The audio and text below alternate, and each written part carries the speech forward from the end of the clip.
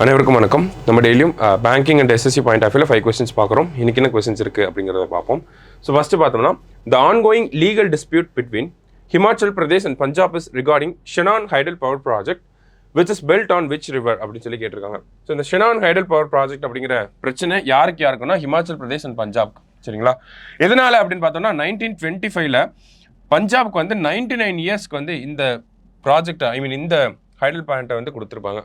So 2024ல் அந்த lease முடிஞ்சிருச்சு. So இப்போது இந்த ஹைடல் ப்ராஜெக்ட் எங்களுக்கு தான் சொந்தம்னு ஹிமாச்சல் பிரதேஷ் சொல்கிறாங்க, ஒத்துக்க முடியாதுன்னு பஞ்சாப் சொல்கிறாங்க. அதான் இந்த லீகல் டிஸ்பியூட். ஸோ இந்த ஷெனான் ஹைடல் ப்ராஜெக்ட் எந்த ரிவரில் இருக்குது அப்படின்னு பார்த்தோம்னா உல் அப்படின்னு சொல்லக்கூடிய இந்த ரிவரில் இருக்குது. சரிங்களா? அடுத்தது, consider the following statements about Jal Jeevan mission அப்படின்னு சொல்லி கேட்டிருக்காங்க.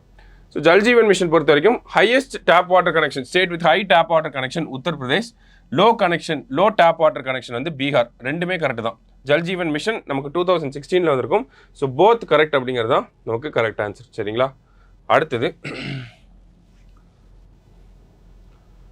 who is the head of the joint parliamentary committee regarding one nation one election அப்படின்னு சொல்லி கேட்டிருக்காங்க. ஸோ டோட்டலாக பார்த்தோம்னா இதில் 39 மெம்பர்ஸ் வந்து இருக்காங்கப்பா. சரிங்களா?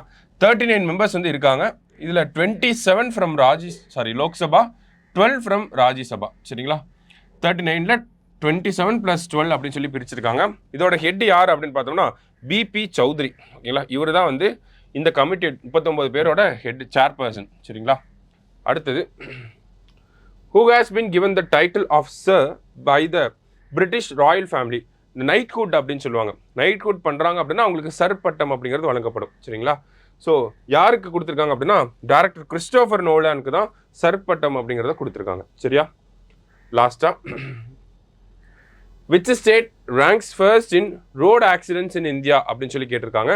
ஸோ ரோடு ஆக்சிடென்ட்ஸ் அதிகமாக இருக்கக்கூடிய state Uttar Pradesh, second Tamil Nadu, third Maharashtra, fourth வந்து பீகார். சரிங்களா? ஃபர்ஸ்ட் யாருன்னா உத்தரப்பிரதேஷ். இன்னைக்கு 5 கொஸ்டின்ஸ் பார்த்துருக்கோம். தேங்க்யூ.